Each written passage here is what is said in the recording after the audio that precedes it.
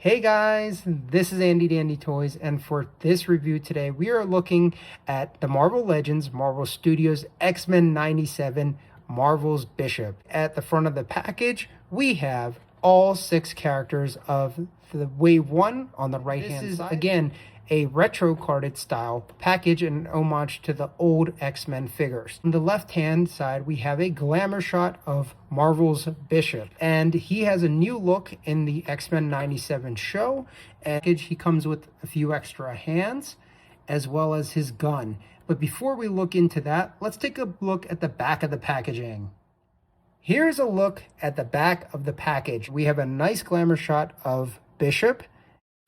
You can see here he has the gun in the back of his holster, as well as his name here on the side, a bunch of legalese on the bottom, and on the left-hand side we have all 6 characters from Wave 1 with Magneto that I reviewed last week.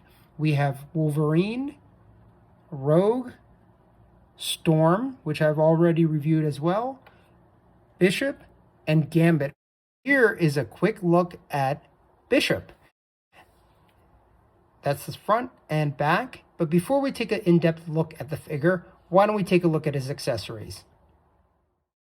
Now, his first 2 accessories are a right-handed trigger finger, as well as a left trigger finger, molded in the same color. Bishop's next accessory is his typical weapon, which is his gun or blaster. This is done in a lighter gray tone as well.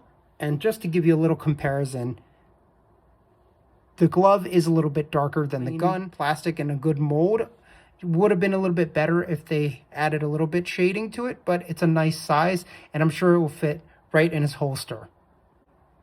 So going in, you can put it this way as well, and you can also put in the blaster the other way. Now, that's good to see that you can put it in either way, and it just straps in on the back.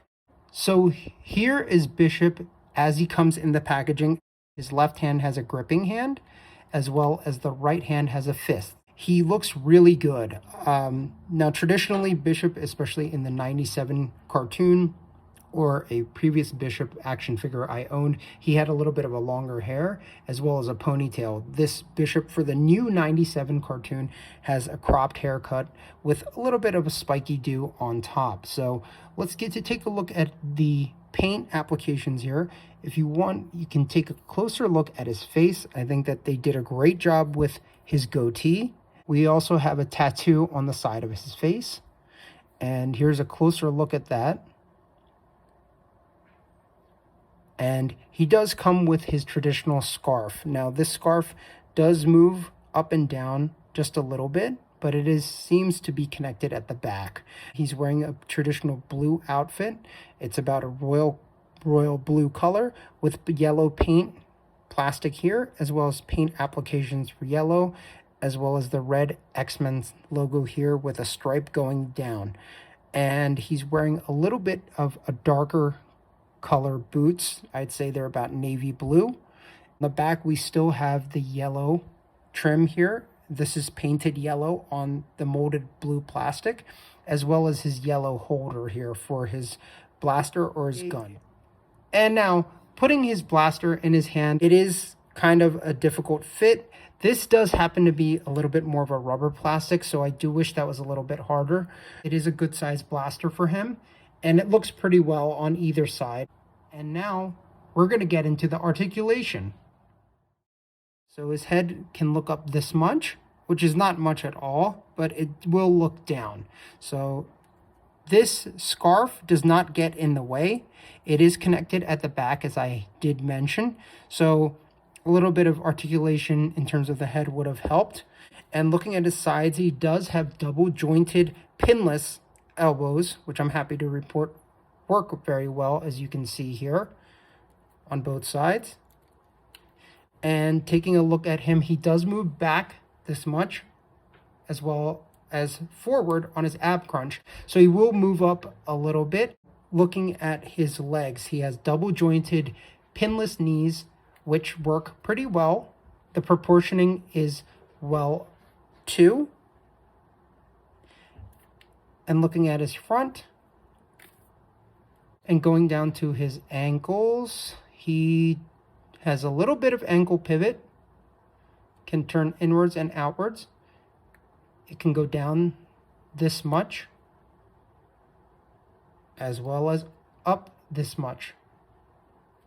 And he can do the splits pretty well for someone his size. And here's taking a look at the back.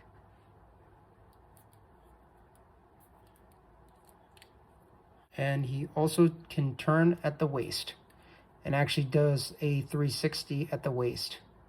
So it's pretty good articulation. Using the dumbbell joint or double jointed or ball peg for his head would have helped out in terms of moving his head up and down a little bit.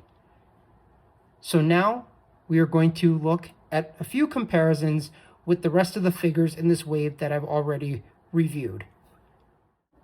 And here's Bishop next to Storm and Magneto. As I did mention, I have reviewed Storm and Magneto before, so if you haven't already, please go ahead and check out those reviews. So here are my final thoughts on Marvel's Bishop.